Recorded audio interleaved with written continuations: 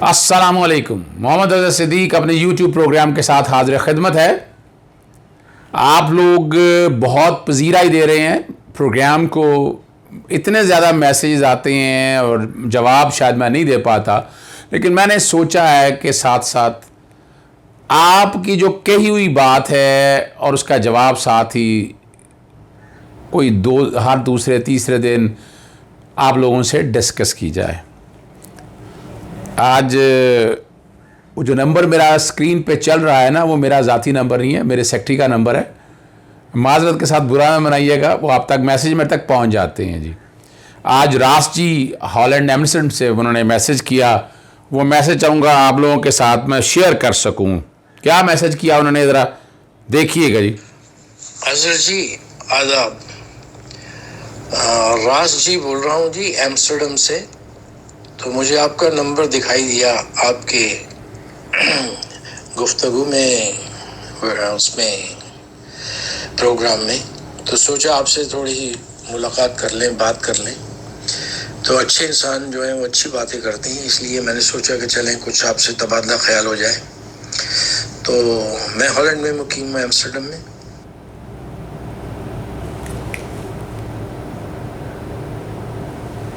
Programme کیے ہیں جو میں نے آپ کے دیکھے ہیں، تو بہت اچھا لگا. تو میں نے سوچا کہ چلیں آپ سے تھوڑا سا تبادلہ خیال کریں اور کچھ اپنے دل کی بات بتائیں اور آپ کے دل کی بات سنیں.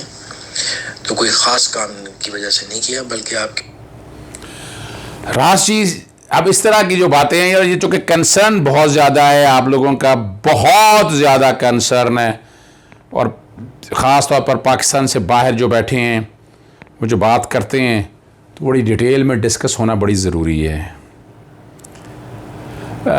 خاص طور پر اس وقت ابھی جو بات کر رہی ہیں تحریک لبیک پاکستان اور حکومت وقت کے ساتھ مذاکرات ہو گئے.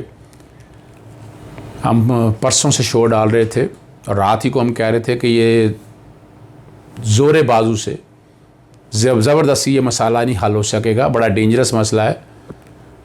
مفتی منیب صاحب نے بھی آپ کے سامنے کل کہا، کل ہڑتال ہوئی. کچھ لوگوں کا خیال ہے ہر جگہ نہیں ہو، ہر جگہ نہ ہوئی، لیکن ایک امپریشن یہ آ گیا جو ایشو بڑا نازک ہے. حکومت وقت کی طرف سے جو معاہدہ کیا گیا، پھر اس معاہدے میں پورا نہیں کیا گیا. آپ کو پتہ ہے کہ وہ معاہدہ کیا گیا تھا یہ کہ اعجاز شاہ صاحب اور نور الحق قادری صاحب وزیر تھے، تو اس کو طے کیا تھا انہوں نے پارلیمنٹ میں قرارداد پیش کرنے کے حوالے سے یا قانون سازی یا جو بھی آپ کہیں. فروری میں تھا، فروری سے پھر یہ معاملہ لے کے گئے، اپریل تک کا ٹائم لیا. 20 اپریل سے پہلے علامہ صاحب صاحب کو گرفتار کر لیا گیا. جی اب کسی میں بھی کیا ایشو یہ نہیں ہے، جس کسی نے بھی ایڈوائس دی وہ غلط ایڈوائس تھی، ٹائمنگ غلط تھی. آج بھی تو ہم دیکھیں، ہم صلح کر کے قرارداد پہ یہ بھی ہم نے کہا کہ ٹیبل پہ آئیں، اس طرح مسئلے نہیں حل ہوں گے ان کے ساتھ. ان کا کنسرن اپنی جگہ موجود ہے، لیکن لا اینڈ آرڈر کی پوزیشن حالت میں بالکل لینے کی اجازت نہیں دی جا سکتی اور دی بھی نہیں جانی چاہیے. حکومت وقت نے بھی اعلان کر دیا ہے کہ توڑ پھوڑ اور باقی تو جو ایم پی او کے ساتھ مقدمہ گرفتار ہیں وہ آ جائیں گے باہر، جو توڑ پھوڑ یا شرپسند عناصر میں ہیں وہ باہر نہیں آئیں گے. یہ ایک اچھا اعلان ہے، لیکن ساتھ ساتھ بیٹھ کے گفتگو کرنا، کمیٹیز بنانا، پارلیمنٹ میں بات گئی، پارلیمنٹ میں پھر وہی سیاست ہو رہی ہے. اس پہ ایک علیحدہ ویلاگ کروں گا اور آپ کو ڈیٹیل میں ڈسکس کروں گا. ابھی آپ کے سامنے جو بات رکھنی ہے وہ چونکہ پروگرام میں نے بڑی ڈیٹیل میں کر دیا ہے شہباز شریف کی ضمانت کے حوالے سے. اب جو میں نے ایک بات کہی ہے، میں نے کسی کا پروگرام نہیں دیکھا، آج مختلف پروگرام میرے ساتھ شیئر کیے دوستوں نے اور کلپ بنا کے مجھے بھیجے ہیں کہ جو آپ بات کہہ رہے تھے وہ بات بھی بڑے ہمارے جو ہے نا سینئر لائر، خاص طور پر سپریم جوڈیشل کونسل کے حوالے سے جو اعتزاز احسن نے پروگرام میں کہا، وہ کیا کہا وہ میں آپ کے ساتھ سنا دیتا ہوں. جی اور یہ خاص رعایت ہوتی ہے شریف خاندان کے لیے، اور ممکن ہی نہیں تھا، یہ ممکن ہی نہیں ہے کہ ایک جج اناؤنس کر دے فیصلہ کہ جی ضمانت ہو گئی ہے، بغیر دوسرے کے دستخط لیے، بغیر دوسرے کی طرف سے اتفاق رائے لیے. ایک جج کا ریڈر جا کے باہر سے اناؤنس کر دیتا ہے کہ جی بیل ہوگی 50 لاکھ کے ضمانت نامے ہو گئے. یہ تو ممکن ہی نہیں ہے، کبھی پہلے ہوا ہی نہیں، ہو ہی نہیں سکتا.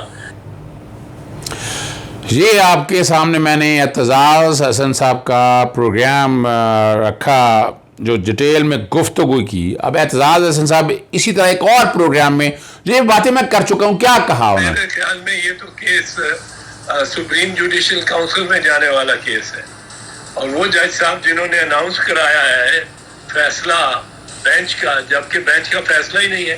اور گورال صاحب ایک بہت ہی شریف النفس اور انتہائی ایماندار, انتہائی بے خوف صحافی اور وکیل کے صاحبزادے ہیں, گجرات سے ان کا تعلق ہے, اور بے انتہا ان کی, میرے خیال میں یہ تو کرتے تھے یہ بات کہ یہ سوچی بھی نہیں جا سکتی.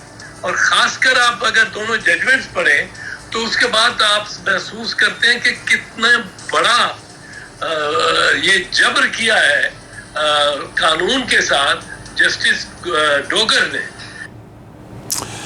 یہ اسی طرح اب آگے وہ ڈسکس کرتے ہوئے جسٹس محمد سرفراز ڈوگر کے بارے میں اعتزاز, یہ میں ساری باتیں کر چکا ہوں. میں صرف یہ نہیں میں کوئی اس کو ٹیسٹیفائی یا اوتھینٹسٹی نہیں دینا چاہتا, لیکن میں نے اپنا ایک اوپینین دیا تھا, اور وہ جو میں نے اوپینین دیا تھا وہ اوپینین میری جو میں نے کہا تھا وہ حقائق کے اوپر مبنی تھا, اور وہ باتیں اس فیصلے کے اوپر اعتزاز حسن کیا کہتے ہیں. ڈوگر کا جو فیصلہ ہے آپ اس کو اگر دیکھیں گے تو اس میں کوئی فگرز, کوئی فیکٹس, کوئی چارج کہ کیا کتنا چارج ہے, کیا کس قسم کا, یہ کوئی نہیں دیا ہوا. بس آخر میں گول مول کے جی 70 سال کی عمر ہے, بیمار ہے اور لیڈر آف دی اپوزیشن ہے, اور یہ بیل کے لیے کافی ہے.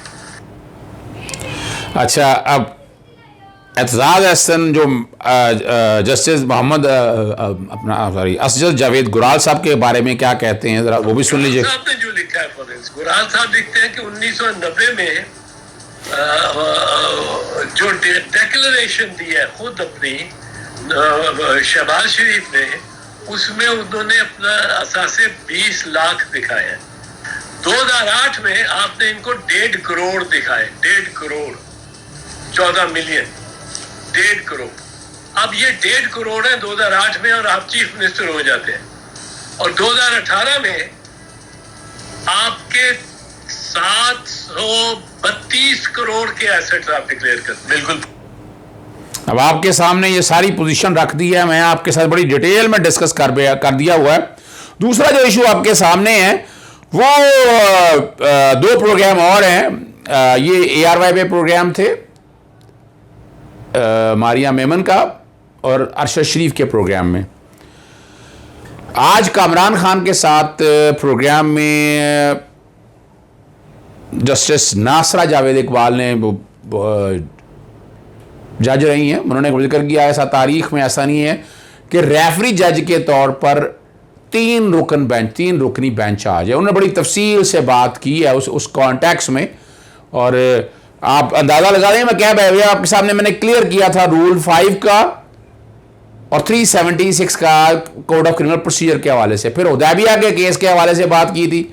حدیبیہ کا کیس آپ کے لیے پھر کہ چاہوں گا کہ بیک گراؤنڈ پہ یہ سارا آپ کے سامنے آ جائے. وہاں بھی ایسا ہوا تھا, ڈائسینٹ ہوا تھا, تو معاملہ ایک ریفری جج کے پاس گیا تھا, جسٹس سردار شمیم جو بعد میں chief justice Lahore high court بنے تھے, جسٹس خواجہ امتیاز وہ بھی چیف جسٹس بنے تھے, جسٹس فاروق عرفان جن کے بارے میں پاناما کے حوالے سے بات آئی تھی تو انہوں نے استعفیٰ دے دیا تھا.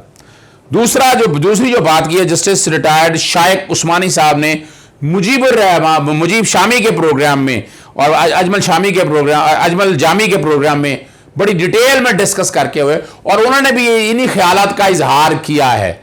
تو آپ لوگوں کے سامنے صرف بتانے کی بات ہے, اور یہ میں چاہوں گا کہ کسی اور پروگرام میں باقاعدہ چونکہ زیادہ انہی چیزوں میں کوریج ہو جائے گی, اس لیے میں نے مناسب سمجھا کہ نہ بات کر سکوں. جیسے شائق عثمانی صاحب کی بات اور جیسے ناصرہ جاوید اقبال کی جو باتیں میں نے کی, جو میں نے آپ کے سامنے رکھی ہیں.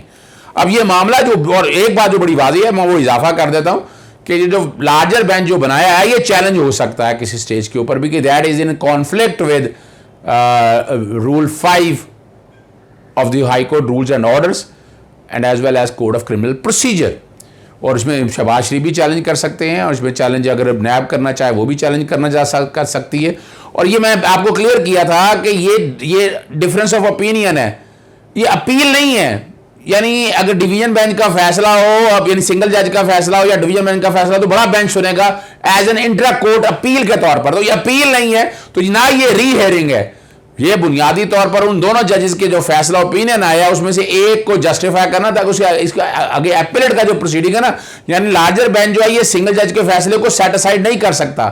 الٹیمیٹلی معاملہ پھر جانا پڑے گا سپریم کورٹ میں. اور جسٹس شائخ عثمانی بھی اسی کانٹیکس میں بات کر رہے تھے. حالات شہباز شریف کے لیے برے نظر آ رہے ہیں. ضمانت ہارڈ شپ میں پتہ نہیں ہارڈ شپ میں بھی بنتی نہیں ہے، جو کہ کلیئر کر دیا ہے کورٹ نے. اب ہارڈ شپ کیسے ڈیولپ ہوگی، وہ میڈیکل بورڈ بنے گے یا میڈیکل گراؤنڈز کے اوپر ہوگی، یہ آنے والا وقت بتائے گا. آپ لوگوں کے سامنے یہ چیز ساری کلیئر کر دیجئے. اجازت دیجیے گا. السلام علیکم. خدا حافظ. پاکستان زندہ باد.